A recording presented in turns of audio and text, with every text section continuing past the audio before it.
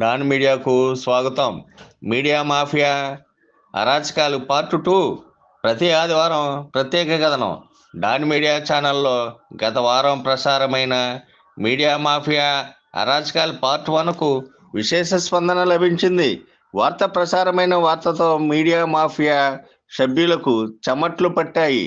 దాంతో బ్లాక్మెయిల్ వ్యవహారాలు కప్పిపుచ్చుకోవడానికి ఫేస్బుక్ వేదికగా తమ నైజాన్ని బయట పెట్టుకునే విధంగా పోస్టులు పెట్టారు. దాంతో మీడియాను అడ్డం పెట్టుకుని మాఫియా వ్యవహారాలు సాగిస్తున్న వ్యక్తుల వివరాలు వారే బయట పెట్టుకున్నారు. ఈ మీడియా మాఫియాకు చెందిన వ్యక్తులు దీపావళి బాణాసంచా వ్యాపారులను బెదిరించి సుమారు 10 లక్షలు పైగా వసూలు చేయడమే కాకుండా ఒక మినీ వ్యాన్లో దీపావళి బాణాసంచా వ్యాపారుల వద్ద తెచ్చి కోతిబొమ్మ రోడ్లో ఒక షాపులో ఉంచి పంచుకున్నారు. అయితే ఒక విలేకరి తమకు డబ్బులు సరిగ్గా అందలేదని, తనకిచ్చిన 5,000 సరిపోవని మరలా దీపావళి మందుల సామాను హోల్సేల్ వ్యాపారస్తుల వద్దకు వెళ్తే వారు 15,000 రూపాయలు ఇచ్చి, మీ బ్లాక్మెయిల్ విలేకరులందరూ ఇటీవల జరిగిన బస్సు ప్రమాదంలో కుటుంబంతో సహా ఎలా చనిపోయారో, అలాగే అగ్నికి ఆహుతయి భస్మం అయిపోవాలని శాపనార్థాలు పెట్టారు. కొందరి వద్ద డాన్ మీడియా పేరు చెప్పి వసూళ్లకు పాల్పడుతున్నారు. బస్టాండ్ పక్కన రెస్టారెంట్ వారిని బెదిరించి 2 లక్షల రూపాయలు వసూలు చేశారు. నిట్టి కాలేజీ రోడ్లో ఒక హోటల్ వారిని బెదిరించి 1,00,000 రూపాయలు డిమాండ్ చేసి 30,000 వసూలు చేశారు. మద్యం సిండికేట్ వద్ద డబ్బులు తీసుకోవడంతో పాటు ఎక్సైజ్ అధికారిని బ్లాక్మెయిల్ చేసి నెలకు 25,000 రూపాయలు చొప్పున వసూలు చేస్తున్నారు.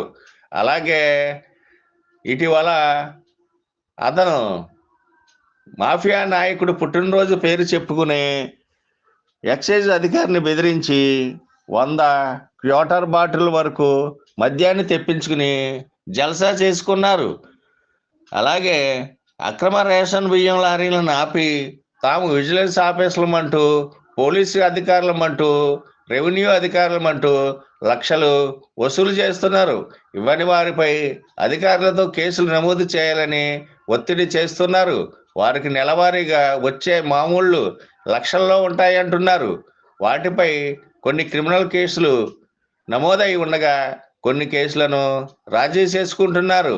ఈ మీడియా మాఫియా అరాచకాలు చేసే వారి గూగుల్ పేలపై జిల్లా పోలీసు ఉన్నతాధికారులు నిఘా పెడితే చాలా అక్రమాలు బయటపడే అవకాశం ఉందని అంటున్నారు. ఇప్పుడు కొత్తగా సంక్రాంతి పండుగ మామూళ్ళ పేరుతో వ్యాపారస్తులను, ఉద్యోగస్తులను, అధికారులను, రాజకీయ నేతలను, చీకటి వ్యాపారాలు చేసే వారిని బెదిరించి లక్షలాది రూపాయలు వసూలు చేసి పంచుకోవడానికి రంగం సిద్ధం చేసుకుని లిస్టులు తయారు చేసుకున్నారు.